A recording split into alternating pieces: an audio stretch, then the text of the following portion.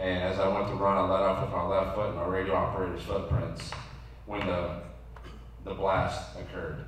I hit the ground, I realized what had happened. My left leg was laying next to my head. I'd say 5 or 10 minutes before I got to the medevac vehicle, I pulled over our other team leader and I told him, tell my wife and my kids, I'm not gonna make it home, that I love them, and I'm sorry. Good morning, YouTube. It is day 2 in Ohio. 7 a.m. Jason and I are all set for the event. We're gonna head downstairs and meet Katie and Mark for some breakfast before we go. And I've got my Real Weights for Real Heroes t-shirt on with some pink Victoria's Secrets leggings and my favorite sneakers, my Nike Herox. They're super comfortable. So I'm not actually sure with the event today if Jason and I are gonna be able to work out or not.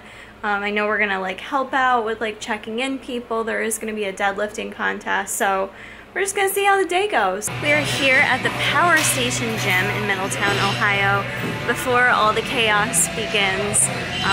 We're just kind of waiting right now, and then I'm gonna help out with Katie getting people checked into the gym.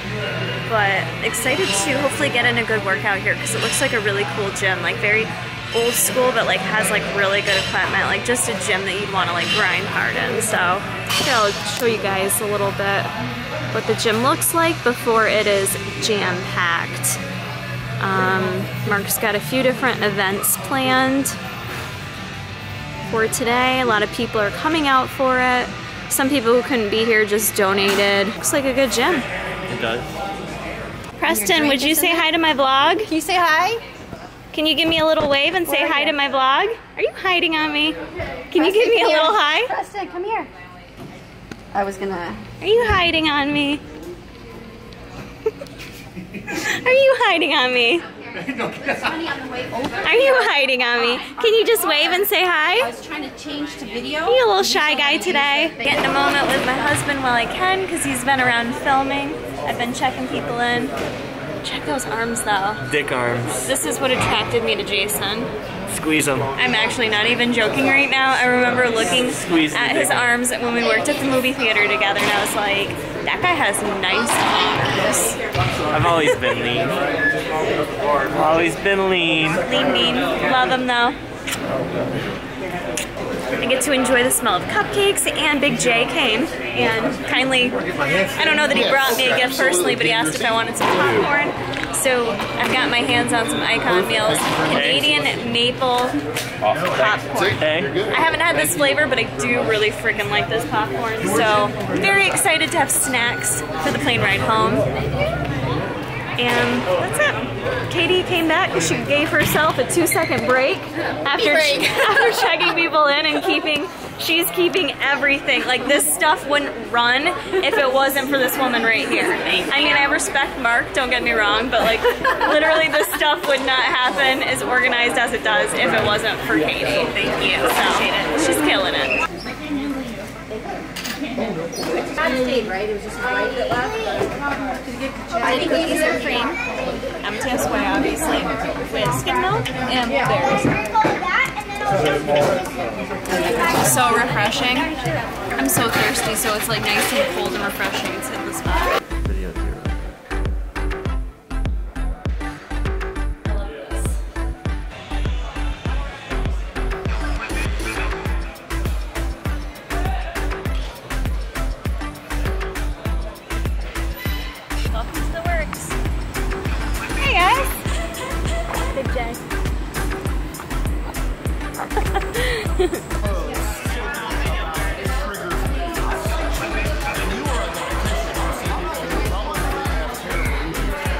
Alright guys, we are back at the hotel, back from the event.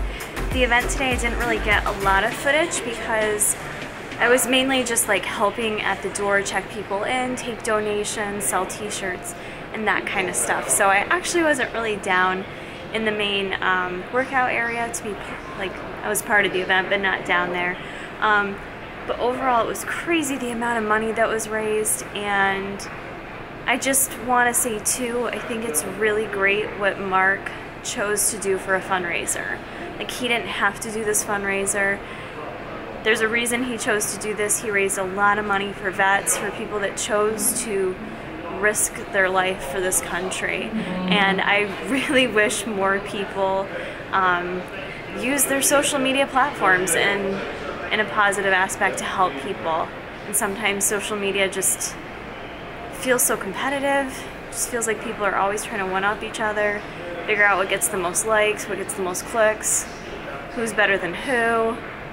Such drama sometimes, and this is just such a great thing to be a part of. It makes me like feel a little bit refreshed to be part of social media, to have a platform to speak on, and to just be part of this event with Mark, which was a great thing to be a part of. So with that being said, and not getting a ton of footage, Jason was able to film a couple of the speeches. There's a few different people there that gave speeches that were also very much involved with the Semper Fi Fund. And so one man gave his story, and it's very touching, and it's something that I think a lot of people don't realize what these guys put their lives on the line for, guys and women. And so with that said, I want to leave you guys with this footage. Please watch it through the end. I think you'll find it very touching and get something from it. So hope you guys enjoy this, and we'll see you in the next one. Thank you guys for having us here today. I appreciate this gym for hosting this event. Semper Fi Fund has done so much for my family and me. I'll go into detail a little bit about what they've done. I'll tell you my story. I was born in Dayton, Ohio, graduated from Meadowdale High School, and I went in the Marine Corps in 2006, the day after Christmas. And I wanted to get back to this great country for the men and women that's lost their lives, my friends that have gotten injured over there, and I wanted to do my part to get back to this amazing country. And sorry, it's just a pretty heartfelt story. And so I enlisted in the Marine Corps, didn't tell anybody else I was going into the Marine Corps. I just told them one day I was up and leaving and going to basic. After graduating basic, I got stationed, or I went to my my school of infantry. Then I got stationed in Hawaii with 2nd Battalion, 3rd Marine Division. And did one tour to Iraq in 2008. It was a pretty basic deployment. It wasn't too painful. And so I got back from there. I had a wife that was pregnant while I was gone. And being overseas with a pregnant wife, it's stressful. And so after I got back, she had her firstborn son. And then I left for Afghanistan the following year in 2009. 21 days into Afghanistan, we were on an ambush mission, setting up on an ambush on roughly 50 known insurgents that were dug in Nowzat in the Helmand province in Afghanistan. That morning I wasn't supposed to go on that mission. I was supposed to be doing some advanced training for drones and stuff like that. And I heard my guys were going to go outside the wire, and I wasn't going to let my fire team leave the wire without their team leader. And it almost cost me rank. So on that patrol that morning, I was the last guy to set in. I dropped back with the radio operator after running point man with our engineer while he was sweeping for IEDs. We found roughly 20 to 21 IEDs that morning.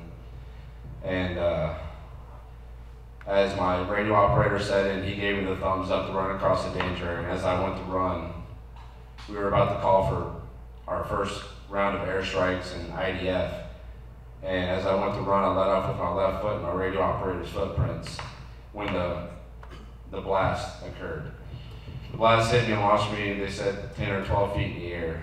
And the engineer said I stepped on a 155 or equivalent to a 155, that they had buried a little too deep. I hit the ground, I realized what had happened. My left leg was laying next to my head. My right leg, they found it the next day up in a tree. And with the will of God, it didn't knock me unconscious. I was able to stay awake and coordinate my guys and tell them what to do. I was able to clear my gun out, reload it, and aim back down range. Both my hands were shattered. My face took shrapnel. My open glasses stopped shrapnel from entering my eyes. And I knew I didn't have long to live. So I rolled over to my Marines, my heroes, and I said, "You got 60 seconds till I'm dead, save me." And they were able to apply my tourniquets and life-saving treatment. and got me on a stretcher, and my guys had to carry me for almost an hour out of a combat zone to a medevac vehicle. And through that whole hour, I was able to tell my corpsman what to do. He was wanting to give me shots and all this stuff, and I told him no. I was like, let me stay alive and fight for my life. Let me fight to go home and see my family. And through that whole time, your life flashes in front of your eyes. You see your kids laughing. You see your family, your closest people to you in life. Their smiles are engraved in the back of your head. And you don't know at that point if you're going to get to see them again. So about, I'd say 5 or 10 minutes before I got to the medevac vehicle, I pulled over our other team leader and I told him, tell my wife and my kids, I'm not going to make it home, that I love them, and I'm sorry. And for those that have served, I mean, we all went over and we all joined knowing that there's a chance we could get sent to war, not knowing if we're going to make it back alive, if we're going to get to see our family again. And it's rough on a young person. And so as they were lifting me in the back of the medevac vehicle, my other friend I was supposed to be training with, he was there.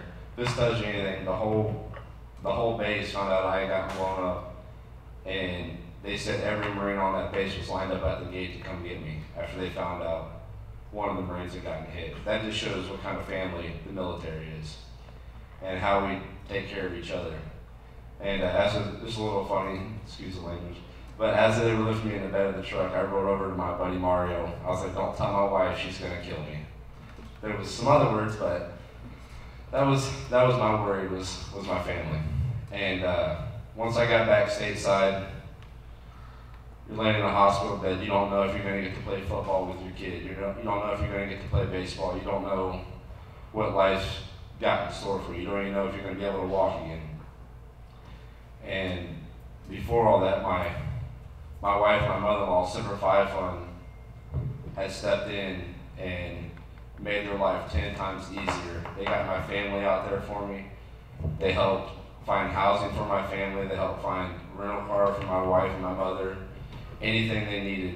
Janine Canty at Walter Reed, she was the liaison there for Semper Fi Fund. And she just made life for my wife and my mother so much easier. They've blessed us beyond extent of what any organization or any person could do. They've helped me literally get back on my feet, help my family not suffer anymore. If there was any financial needs, Semper Fi Fund has always been there to help with anything. With all this going on, the last thing any spouse should be worried about is, how are we going to pay the extra bills that are going to be gone? I'm going to be missing work, so what do I do? And Semper Fi Fund always had the answer for that. They always stepped in and said, hey, we're going to take care of you. There's no reason for the spouses to suffer. And they did that. And I'm thankful the world for Semper Fi Fund. They've been there for my family. They call me once a month asking, is there anything you need? What can we do for you? How can we help you? They've helped me chase my dream and become a professional bass angler. And something I've always had a passion to do and never thought I'd get the chance to do it. And thanks to Semper Fi Fund and my wife and some other people that's helped out, I've been able to chase my dream and passion, and that is fishing. So thank you, Semper Fi Fund, and thank you guys for having me. Try to cut my story down. I want you guys to get the lift, and I want to be able to see some of it, because as soon as I'm done here, I got to get back to Fairborn for a football game, and hopefully our boys stomp Jamestown today. So pretty excited about that. So thank you guys so much, and God bless you. And hey, may the strongest person win.